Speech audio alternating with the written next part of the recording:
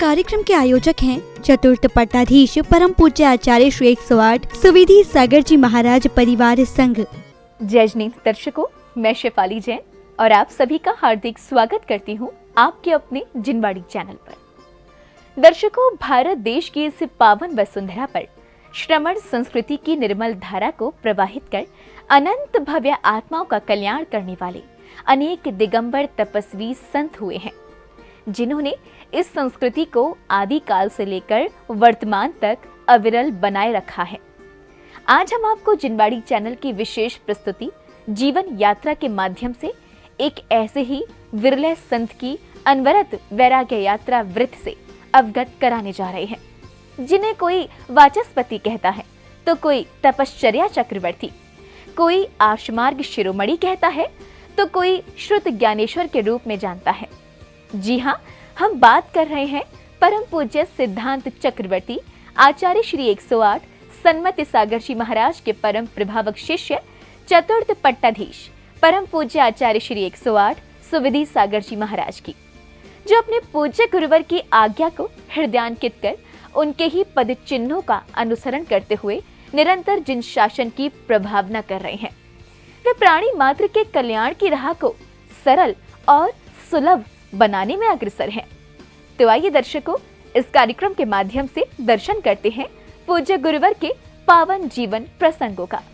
जैन धर्म भारत की श्रमण परंपरा का प्राणभूत प्राचीनतम धर्म है, जो इस काल में भगवान आदिनाथ के समय से प्रचलन में आया और वहीं से तीर्थंकर परंपरा भी प्रारंभ हुई। भगवान महावीर स्वामी के बाद श्रमण संस्कृति की इस धारा को 20वीं और 21वीं शताब्दी अर्थात वर्तमान के पूज्य संत साध्वियां अपने तप, त्याग और संयम से इसे गतिमान कर रहे हैं। संतों के कृतित्व से पुनीत हुई यह धारा संसार के जीव जगत को सन्मार्ग का बोध कराते हुए उनके कल्याण मार्ग को प्रशस्त कर रही है। इन्हीं महान विभूतियों में से एक हैं परम पूज्य आचार्य श्री 108 सुविधि सागर जी महाराज, जिनका जन्म हुआ था महाराष्ट्र प्रांत के औरंगाबाद में। शुक्रवार 19 मार्च 1971 का वह दिवस स्वर्णिम अक्षरों में अंकित हो गया, जब श्रीमान इंदर चंद जी पापड़ीवाल और कंचन बाई जी के घर प्रथम संतान के रूप में नवजात शिशु की किलकारी गूंज उठी।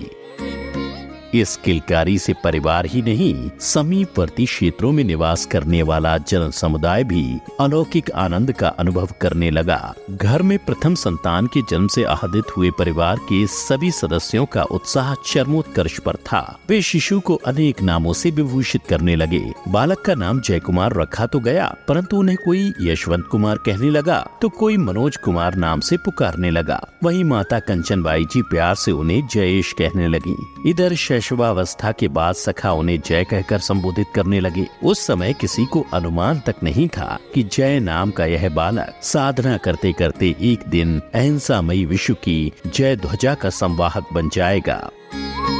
अपने बाल मित्रों में जय कुमार के नाम से पहचाने जाने वाले पूज्य गुरुदेव ने पहली से कक्षा 5 तक की शिक्षा अपनी जन्म नगरी अर्थात औरंगाबाद में ही पूर्ण की। शिक्षा काल में ही उनकी अनेक कथाएं सुप्रसिद्ध हुईं, जिनमें राष्ट्रीय ध्वज को सलामी न देकर हाथ जोड़कर खड़ा होना, विद्यालय को मंदिर मानते हुए उसमें जूते पहनकर नहीं जाना और क्रिश्चियन पद्धति कहकर टाई न लगाना आदि कथाएं प्रमुख हैं। इन विषयों पर उनके तर्कपूर्ण उत्तरों को सुनकर विद्यालय प्रशासन भी स्तब्ध था। इसलिए उन्हें विद्यालय के औपचारिक नियम और बंधनों से मुक्त कर दिया गया, जिससे वे स्वतंत्र रूप से विद्यालय में अपना अध्ययन कर सकें। आगे की शिक्षा प्राप्त करने के लिए वे कुंभोज बाहुबली के बाल ब्रह्मचार्य आश्रम में पहुँचे, जहाँ विराजमान परम पूज्य मुनि प्रवर श्री समंत भद्र जी महाराज से शिक्षा पाने के लिए देश भर के साधुओं का आगमन इस क्षेत्र में हुआ करता था। यहीं से जय कुमार के मन में अध्यात्म के प्रति आकर्षण उत्पन्न हो गया।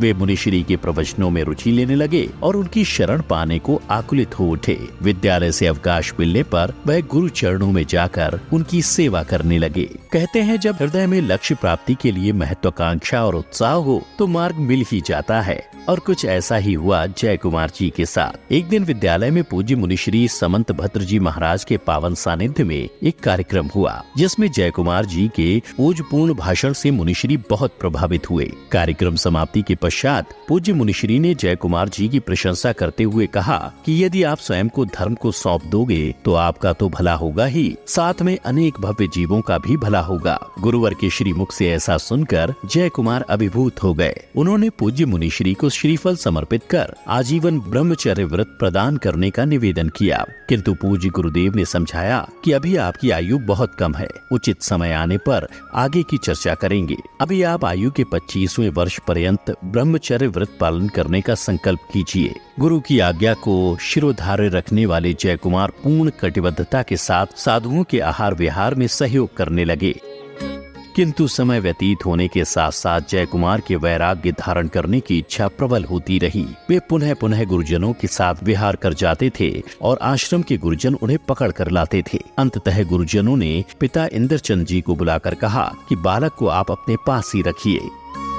कुछ दिनों के उपरांत माता पिता की आज्ञा पाकर जय कुमार आगम के उत्कृष्ट अध्येता, उदार चेता, गंभीर चिंतक, आत्म साधक उपाध्याय श्री हेम सागर जी महाराज के पास पहुँचे। जहाँ गुरुवर के श्री चरणों में उन्होंने अपने विचार प्रकट किए तो गुरुवर ने आदेश दिया कि पहले वह 10वीं की परीक्षा उत्तीर्ण करें, फिर संघ में आए। जय कुमार ने 10वीं की परीक्षा देकर दूसरे ही दिन 28 अप्रैल 1986 को मात्र 15 वर्ष की आयु में गुरु चरणों का वरण कर लिया। जिस प्रकार कुशल स्वर्णकार के हाथ में पहुंचा हुआ स्वर्ण विविध अलंकारों का रूप धारण कर लेता है, उसी प्रकार जय कुमार भी उत्तम गुरु की संगति को पाकर अनेक गुणों से अलंकृत होने लगे। गुरु चरणों में रहते हुए विनय पूर्वक शास्त्राध्ययन प्रारंभ कर तप और वैराग्य की वृद्धि करने लगे। अक्षय तृतीया के पावन अवसर पर गुरुदेव ने अतिशय क्षेत्र कचनेर में जय कुमार को ब्रह्मचर्य व्रत देकर उनका नाम ब्रह्मचारी जैनेन्द्र कुमार रखा। 13 मार्च 1987 को आचार्य श्री हेम सागर जी महाराज ने औरंगाबाद के शियूर नगर में ब्रह्मचारी जैनेन्द्र कुमार को शुल्लक दीक्षा प्रदान कर उनको शुल्लक श्री रवीन्द्र सागर जी महाराज नाम प्रदान किया। तत्पश्चात उनकी चारित्र निष्ठा से प्रभावित होकर गुरुदेव ने 21 अक्टूबर 1987 को एलक पद की दीक्षा प्रदान कर उनका नाम एलक श्री रूपेंद्र सागर जी महाराज रखा। मांगी तुंगी सिद्ध क्षेत्र की यात्रा करने के उपरांत आपने गुरु की अनुमति से दादा गुरु परम पूज्य तपस्वी सम्राट आचार्य श्री सम्मति सागर जी महाराज के पास पहुंचकर उनसे अपने श्री चरणों की शरण प्रदान करने की प्रार्थना की। इस पर आचार्य श्री ने कहा कि पहले आप अपने गुरु से संघ में रहने की अनुमति प्राप्त करो, तब ही हम तुम्हें संघ में रहने की अनुमति प्रदान कर सकेंगे। यथाकाल गुरु की अनुमति प्राप्त होते ही वे संघ के साधुओं की व्यावृत्ति करने के साथ ही ध्यान अध्ययन में रत रहने का प्रयत्न करने लगे। अपनी सहज वृत्ति के कारण शीघ्र ही एलक जी ने संघ का मन मोह लिया। एक दिन जंगल से लौटते हुए आचार्य श्री ने कहा कि गणधराचार्य श्री कुंथु सागर जी महाराज की मुनि दीक्षा रवि पुष्यामृत योग में हुई है। उन्होंने धर्म की बहुत प्रभावना की और विशाल संघ बनाया। तुम में भी असीम पात्रता है। मैं चाहता हूँ कि तुम्हारी दीक्षा गुरु पुष्यामृत योग में ही हो। इस पर एलक जी ने एक श्रावक से पांचांग मंगवाया और आगामी 11 मई 1989 को गुरु पुष्यामृत योग देख वे पांचांग लेकर गुरु चरणों में पहुँचे और गुरुदेव से निवेदन कर कहा कि आपके कथनानुसार ये योग 11 मई को है और आप इसी दिन मुझे दीक्षा प्रदान करने की कृपा करें। गुरुवर की आज्ञानुसार दिन, तिथि और स्थान निश्चित हो गया, लेकिन यहाँ भी उनकी अस्वस्थता एक बार फिर उनके संघर्ष की गाथा लिखने आ गई। अस्वस्थता के कारण उनका शारीरिक बल इतना कमजोर हो गया कि उठना बैठना तक संभव नहीं हो पा रहा था। समाज के वयोवृद्ध सदस्यों एवं संघस्थ संतों ने उनकी शारीरिक असमर्थता देख आचार्य श्री से दीक्षा कार्यक्रम स्थगित करने के लिए निवेदन किया, किंतु आचार्य श्री ने कहा, मैंने दीक्षा का मुहूर्त नहीं निकाला है, ये मुहूर्त एलक जी ने स्वयं निकाला है। अतः एलक जी की इच्छा हो तो अपना कार्यक्रम आगे बढ़ा सकते हैं। अपने निश्चय पर अटल एलक जी ने हाथ जोड़कर क्षीण स्वर में कहा कि हे गुरुदेव, जो एक बार निश्चित हो चुका है उसमें परिवर्तन असंभव है। और हाँ गुरुदेव, आप निमित्तों की ज्ञाता हैं। अगर इस व्याधि के कारण यदि मेरी समाधि का योग हो तो कार्यक्रम उससे पूर्व हो सकता है, अन्यथा कार्यक्रम अपने निर्धारित समय पर ही होगा। किसी भी स्थिति में कार्यक्रम आगे नहीं बढ़ सकता। एलक जी का स्वास्थ्य दिन प्रतिदिन अत्यधिक खराब होता जा रहा था। वमन और विरेचन के कारण शक्ति का निरंतर ह्रास हो रहा था। संघ भी चिंतित था और समाज भी, लेकिन उस परिसर और परिस्थिति में 2 ही सदस्य निश्चिंत थे। पहले आचार्य श्री क्योंकि उन्हें होनहार का ज्ञान था और दूसरे थे एलक जी क्योंकि उन्हें अपने गुरु पर विश्वास था। 9 मई को संघ का विहार अतिशय क्षेत्र डेंचा डूंगरपुर राजस्थान की ओर होने लगा। एलक जी गुरु भक्ति के बल और संघ के साधुओं का सहारा लेते हुए गंतव्य स्थान तक पहुंच गए। माता पिता और परिजन भी दीक्षा में सम्मिलित होने के लिए आए थे। उन्होंने देखा कि एलक जी आचार्य श्री की गोदी में सिर रखकर सोए हुए हैं और आचार्य श्री स्वयं उनकी व्यावृत्ति कर रहे हैं। ऐसा दृश्य देख परिजन मोहाभिभूत हो गए और प्रश्न भरे नैनों से एलक जी को निहारने लगे। तो एलक जी ने कहा कि जो होना है वही होगा, अब परिवर्तन का कोई अवसर नहीं है। आप दीक्षा देखने आए हैं, देख कर ही जाइए और अपने मन से शेष विकल्पों को दूर हटाइए। वैशाख शुक्ल सप्तमी 11 मई 1989 के पावन अवसर पर प्रातःकालीन शुभ वेला में आचार्य श्री ने एलक जी को मुनि पद के संस्कार प्रदान कर उन्हें मुनि श्री सुविधि सागर नाम प्रदान किया। दीक्षा के उपरांत आचार्य श्री ने प्रवचन में कहा कि लंगोटी ही नहीं, लंगोटी के साथ आपकी अस्वस्थता भी जा रही है और हुआ भी ठीक वैसा ही। दीक्षा के कुछ दिनों बाद ही मुनिश्री पूर्णतः स्वस्थ हो गए। दीक्षा प्राप्त होने और स्वस्थ होने के बाद पूज्य मुनिश्री की साधना और विश्व कल्याण की भावना दोनों ही बलवान हो गईं। सागवाड़ा में हुए पहले वर्षा योग में ही आपने गुरु के आदेश से ज्योतिष में कुंडली एवं स्वर ज्योतिष का अध्ययन किया। उस वर्षा योग में गुरुदेव ने आपको आयुर्वेद शास्त्र और मंत्र शास्त्र अनेक रहस्यों से परिचित कराया। गुरु चरणों में बैठकर अभीक्ष्ण ज्ञानोपयोग बनकर आपने चारों अनुयोगों का अध्ययन किया। यहीं से वाचन और पाचन का छंद आपके जीवन के विकास का मंत्र बन गया। आप शीघ्र ही संस्कृत, प्राकृत और अपभ्रंश भाषा में पारंगत हो गए। आपने अपने बल पर आगम, अध्यात्म, न्याय और आचार शास्त्रों के अध्ययन के साथ ही विचारों की परिशुद्धि के लिए पुराणों का स्वाध्याय भी किया। छंद, ज्योतिष, आयुर्वेद, मंत्र, योग चिकित्सा, चुंबकीय चिकित्सा, एक्यूप्रेशर चिकित्सा, एक्यूपंक्चर चिकित्सा, रेकी आदि के साथ ही आपने अजैन ग्रंथों का अध्ययन भी अत्यंत लगन से किया है। चारों वेद, 18 पुराण, कुछ उप पुराण, 160 उपनिषद, 20 स्मृतियों का अध्ययन कर आपने वैदिक ग्रंथों का ज्ञान प्राप्त किया। 7 संस्कृत टीकाओं का अध्ययन करने के साथ ही आपने कुरान शरीफ और कुरान हदीस भी पढ़ी। तुलनात्मक अध्ययन के पक्षधर रहे गुरुवर का मानना है कि जैनाचार्यों ने अपने अनुभव के बल पर जिनेंद्र वाणी का जो लिपिकरण किया है वह पूर्ण रूप से यथार्थ है। समयानुसार प्रतिपादन करने की शैली में परिवर्तन हो जाए तो जैन धर्म विश्व धर्म बनकर वैश्विक समस्याओं का निराकरण करने में सहयोगी बन सकता है। ग्रंथों की और अधिक क्षति ना हो, ये विचार करते हुए हम लोगों ने आधुनिक तकनीक का प्रयोग करके ग्रंथकोश बनाने का संकल्प किया। मंदसौर के वर्षा योग में रक्षाबंधन के दिन आचार्य श्री का नामस्मरण करते हुए इस ग्रंथकोश की रचना का प्रारंभ हुआ। यह कार्य दीपावली तक चला। इस कोश में 403 दिगंबर ग्रंथ और 220 श्वेतांबर ग्रंथ मूल रूप से संकलित किए गए हैं। जिन ग्रंथों का अनुवाद प्राप्त हुआ है वे अनुवाद भी इस ग्रंथ के साथ संकलित हैं। सन 1995 में गुरु वंदना करने के लिए मुनिश्री छोटे दीवान जी की नसिया जयपुर पहुँचे, जहां आचार्य श्री ने आपको प्राचीन आर्षमार्गी श्रेष्ठतम ग्रंथों अन्वेषण कर उन्हें अनुवादित करने का आदेश दिया। गुरुवर के आदेश से आपकी विचारधारा में अचानक परिवर्तन आ गया और आपने ग्रंथों का अनुवाद करना प्रारंभ कर दिया। आपने अब तक अनेक ग्रंथों का अनुवाद किया है और इनकी विशेषता यह है कि इनमें से अनेक ग्रंथों के नाम समाज के गणमान्य विद्वानों तक ने नहीं सुने थे। आप समस्त श्रावकों को एक समान मानते हैं। किसी प्रकार का भेद आपके चरणों में नहीं पाया जाता। यही कारण है कि जो एक बार आपके चरणों से जुड़ जाता है वह आपका होकर रह जाता है।